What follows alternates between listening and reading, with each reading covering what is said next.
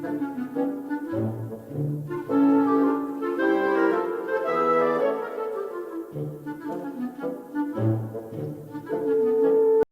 morning. It's Monday, July 6th, the day after the Independence Day weekend.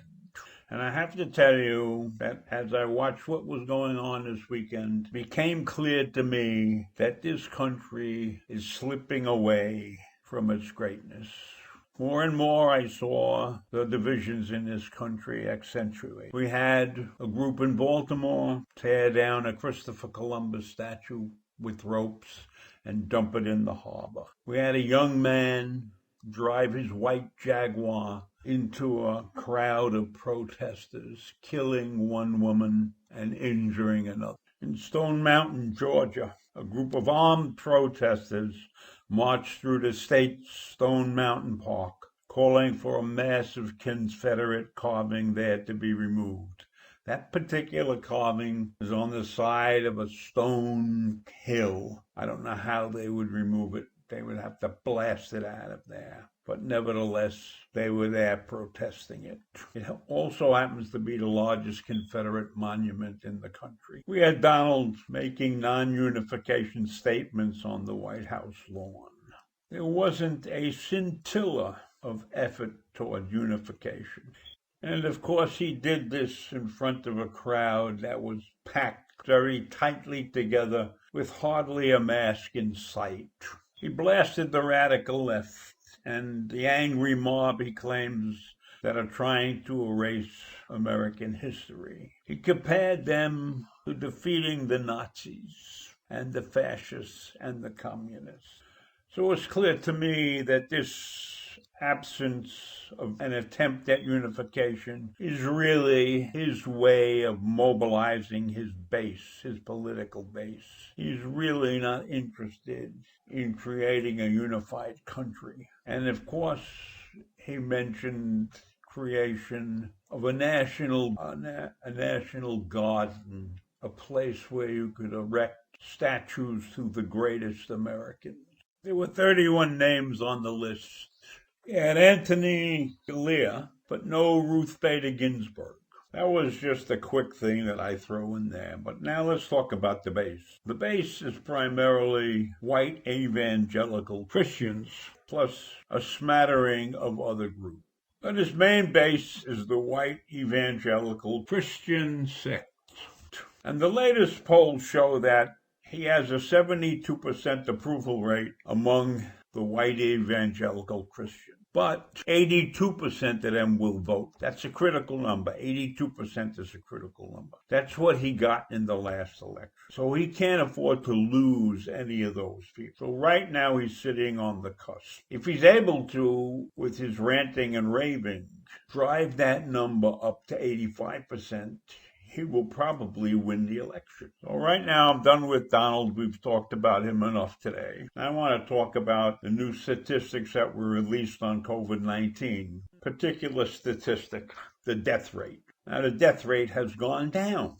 And everybody could clap because the death rate has gone down. But that doesn't mean that less people are dying, because more people are being infected. So you have a rise in the infection rate. And let's face it, some of our medical procedures have gotten better, so more people are surviving. So the death rate has gone down. But that doesn't mean the number of people dying has gone down. That only means the rate people versus the number of people who have the disease has gone down. So don't get excited when you hear that number that the death rate has gone down, because that's another one of those bullshit numbers. And now I have some good news. And this good news came from Iran. There was a major fire at the Natanz nuclear facility. The fire was caused by an explosion, and this is a major hit on Iran's nuclear program. Right now, they're assessing the damage to the nuclear facility, but Iran is already blaming Israel, and they may try to retaliate. So Iran believes that Israel was behind the attack, the explosion. However, they offer no evidence. And Iran's top security body says the cause of the fire at the nuclear site has been determined, but is being withheld due to security considerations. Well, that could be true. That may not be true. We know that the Iranians have a habit of not telling the truth all the time. So who knows what really happened there. This explosion was the last in a series of explosions. It started at a weapons development facility in Parchin. It was followed by an explosion at a site in Tehran that was described as a hospital. Now, we know that the Iranians tend to hide weapons and things like that in places like hospitals or schools because they don't want people finding them and blowing them up, and they hope that the enemy, usually Israel, will take mercy on them if there's children or sick people involved. So it doesn't surprise me that their cache of weapons was hidden in a hospital. And this explosion, of course, resulted in casualties.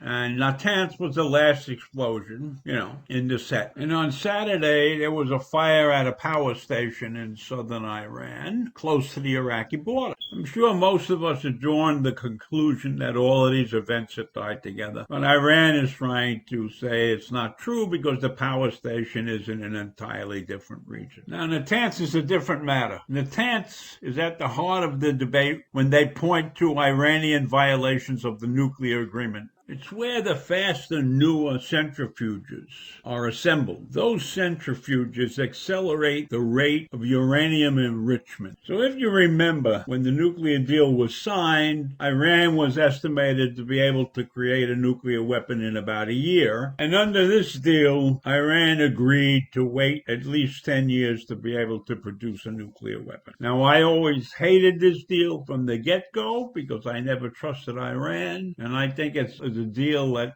put a blight on Obama's presidency in my mind. What I think right now is that the attack on Natanz had a dual purpose. It sent a message to Tehran that there is a cost to its conduct, which includes not only the nuclear advances, but the manufacture of long-range missiles and aid to terror organizations in Lebanon, Syria, and Iraq. And second, on a practical level, to disrupt Iran's renewed progress toward a nuclear bomb. Now, before I got this piece of news, I was kind of a little despondent because of everything else that had happened over the weekend, but this gives me a little bit of hope for the future. Somebody is taking an action on an evil empire, and I'm glad to see that. And let's hope that we're still around and in good enough shape to continue to back the one democratic nation in that part of the world. So having said all of that, I will bid you adieu for today and see you in the morning.